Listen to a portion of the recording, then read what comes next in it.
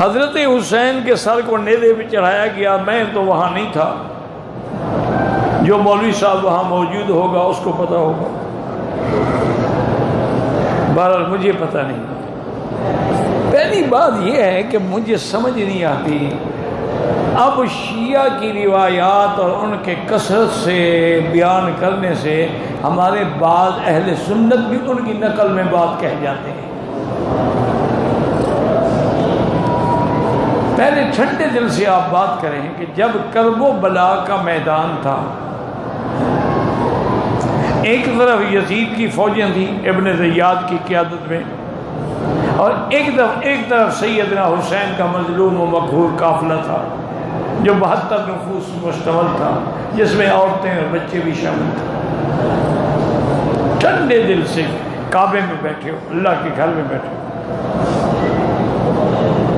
اب مجھے یہ بتائیں کہ حضرت حسین کی شہادت کے بارے میں جو باتیں ہیں کہ جی شمر نے 3 دفعہ تلوار یوں کھینچی اور 3 دفعہ یوں کھینچی، پھر سر نیزے پہ چڑھایا اور سر سے نیزے پہ قرآن پڑھنا شروع کر دیا، سورۃ یاسین آپ نے پڑھی، یہ روایت آپ کو کس نے کی ہے؟ حضرت حسین کا تو کوئی بچہ ہی نہیں، سارے شہید ہو گئے، صرف زین العابدین ہیں جو بیمار تھے، یا اہل بیت ہے، خواتین ہیں، وہ خیموں میں تھیں۔ یہ روایت کس نے کی ہے؟ اگر یزیدی جماعت میں سے تھا تو اس کی کیا روایت قبول ہے؟ اچھا اگر وہ یزیدی بھی نہیں تھا، حسینی بھی نہیں تھا، وہ تمہارے آج کل کے رپورٹر کی طرح کیمرہ لے کے کھڑا ہوا تھا کہ میں نیزے کا فوٹو کھینچ لوں، وہ کون تھا؟ یہ تو میرا بھائی بالکل 100%، حتیٰ کہ آپ حیران ہوں گے، محدثین تو اتنے محتاط ہیں، وہ کہتے ہیں کہ اگر کسی روایت میں کوفی راوی آ جائے تو 99% تو اس کو جھوٹا سمجھنا، 1% میں بھی شک رکھنا۔ تو اب ان کی روایت کو بیان کیا جائے، یہ تو محض محفل کو گرمانے کے لیے قصے بنائے ہوئے ہیں ذاکروں نے۔ تو ایک مثال مشہور ہے نا جی، ایک ذاکر بیچارہ کہیں پٹھانوں کے علاقے میں پھنس گیا، ان نے بلایا اس کو محرم کی مجلس پڑھنے کے لیے پٹھانوں نے۔ اب اس غریب نے جو اس کو آتا تھا، اس نے بڑے بڑے مرثیے بھی پڑھے، بڑے بڑے مظالم یزید کے بیان کیے، لیکن پٹھان چپ کر کے بیٹھے، روتے ہی نہیں۔ اب وہ غریب ڈر گیا، اس نے کہا کہ جب تک مجلس میں یہ لوگ جب تک شیعہ رلائیں نا جی، پیسے نہیں ملتے۔ ان کا سب سے بڑا کامیاب وہی ہوتا ہے جو مجلس کو پھڑکا دے ایک دفعہ اور مجلس میں ماتم شروع ہو جائے۔ اب اس نے کہا کہ اگر یہ بڑی سخت قوم ہے، ان کو رونا نہ آیا تو مجھے تو پیسے نہیں دیں گے۔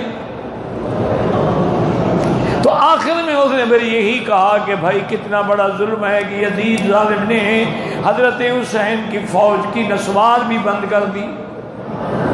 اب پٹھانوں کو چوٹ لگی نسوار پر، اچھا نسوار کھوچے بند ہو گیا، اب رونا شروع کر دیا۔ اب کس نے نسوار کھانی تھی اور کس نے بند کرنی تھی؟ مقصد تو رلانا تھا نا، رلا دی۔ اسی طرح ایک ہوتے تھے شمسی، مظفر شمسی، شیعہ کا بہت بڑا لیڈر تھا، عطا اللہ شاہ بخاری کا عاشق تھا۔ شاہ جی رحمۃ اللہ علیہ کے دربار میں ہر قسم کے لوگ ہوتے تھے، کمیونسٹ بھی ہوتے تھے، دہریے بھی ہوتے تھے، شاعر بھی ہوتے تھے، عالم بھی ہوتے تھے، طالب بھی ہوتے تھے، اہل بدعت بھی ہوتے تھے، سب ہوتے تھے۔ شاہ جی مرنج آدمی تھے، ان کی مجلس میں سب بیٹھتے تھے۔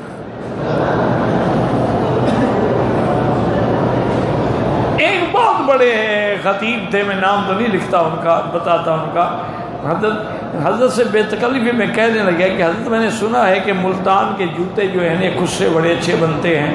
انہوں نے ہاں بھائی ہے تو صحیح، ہم بلا لیتے ہیں کسی کو۔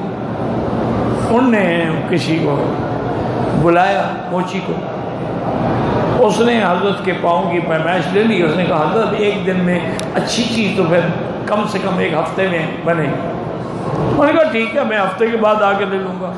جب جانے لگا تو کہا حضرت اجازت اگر ہو تو ہمارے اپنے گھر میں گائیں بھی ہیں بھینسیں بھی ہیں, ہم خود اپنا خالص گھی بناتے ہیں, اجازت ہو تو میں آپ کے لیے کچھ گھی لے آؤں. اور میں کہا ٹھیک ہے تم میرے دوستوں سے تو میں لیتا ہوں. وہ جب ہفتے کے بعد آیا نا جوتے دینے کے لیے تو حضرت نے اس کو خط لکھا کہ گھی لے کے آ جاؤ, جوتے تیار ہیں. اب ایک محاورہ تھا نا کہ گھی لے کے آ جاؤ, جوتے تیار ہیں, تمہیں مارنے کے لیے تیار ہیں, پہنانے کے لیے تیار ہیں. تو اس لیے ہمیشہ یاد رکھیں یہ باتیں ہیں. اختر کی بات کا لوگوں نے افسانہ کر دیا, ورنہ اختر کی بات کچھ بھی نہ تھی. حضرت حسین مظلوم تھے, شہید ہو گئے, اس میں کوئی شک نہیں. لیکن اب ان کی شہادت کو ایسا رنگ دینا کہ آپ کی بیویوں کا نعوذ باللہ پردہ نہیں تھا, بغیر پردے کے ان کو چلایا گیا. انا للہ و انا الیہ. آپ کو پتہ ہے یزید کی بیوی تو ان کی قریبی رشتہ دار تھی. اس نے جب پتہ لگا کہ حضرت حسین کے گھر والے آئے ہیں تو اس نے تو وہاں سے ایسی چیخ ماری کہ یزید ڈر گیا, کیا ہو گیا. نے کہا اہل بیت رسول کا یہ عالم ہے. تو اس لیے بہرحال وہ مظفر شمسی کہنے لگا, انہوں نے کہا کہ حضرت ایک مجلس میں بہت بڑے بڑے لیڈر آئے ہوئے تھے, اب سب نے قصہ بیان کر دیا کربلا کا. آخر میں میری تقریر تھی, کوئی موضوع رہ نہیں گیا, میں کیا تقریر کروں. آخر میں نے یہی سوچا کہ چلو جی میں پھر لاشوں سے شروع کرتا ہوں کہ حضرت حسین کی لاش کیسے اٹھائی گئی, نیزے پہ کیسے لٹکایا گیا. بہت لوگوں نے ماتم کو سنانا شروع کر دیا.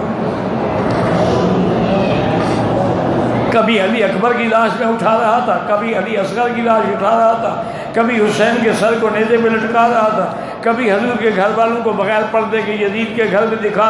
لوگ لوٹ پوٹ ہو رہے تھے اور مجھے پتہ تھا کہ میں 101% جھوٹ بول رہا ہوں. اس لیے حضرت گزارش یہ ہے کہ ایسی باتیں نہ کیا کریں, یہ تعریف نہیں ہوتی, اس میں تنقیص کا پہلو نکلتا ہے. جو صحیح روایات ہیں وہ یہ ہیں کہ عبداللہ ابن زبیر کو جب قتل کیا حجاج نے, آپ کا سر مبارک جو ہے یہ باب اجیاد کے باہر اس نے لٹکا دیا کہ لوگ دیکھ کے عبرت پکڑیں. بی بی اسماء ان کی ماں جب گزری, دیکھا کہ بیٹے کا سر ہے, فرمایا اچھا ابھی تک میرا سوار گھوڑے سے نہیں اترا.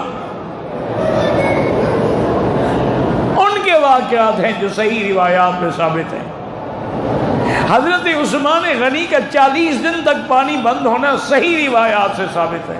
حضرت حسین کے بارے میں تو اختلاف ہے. بعض محققین نے تحقیق کی ہے کہ جب حضرت حسین چلے ہیں کربلا تک, پہنچتے ہی شام تک شہید ہو گئے, تو پانی کب بند ہوا ہے. انہوں نے سفر گنا ہے کہ کتنا سفر ہے اور ایک آدمی ایک دن میں کتنا سفر کر سکتا ہے. اسی طرح جیسے آپ کے ملک میں کراچی سے لے کر طورخم تک محرم میں گھوڑے نکالے جاتے ہیں, دلدل نکالے جاتے ہیں. حضرت حسین نے تو اونٹوں میں سفر کیا تھا, گھوڑا تو کوئی تھا ہی نہیں. یہ کہاں سے لے آئے ہیں دلدل شریف. تو اس لیے یہ ڈرامے ہیں اور انہی کو دیکھ کر لوگ جو ہیں اسلام سے بدظن ہو جاتے ہیں.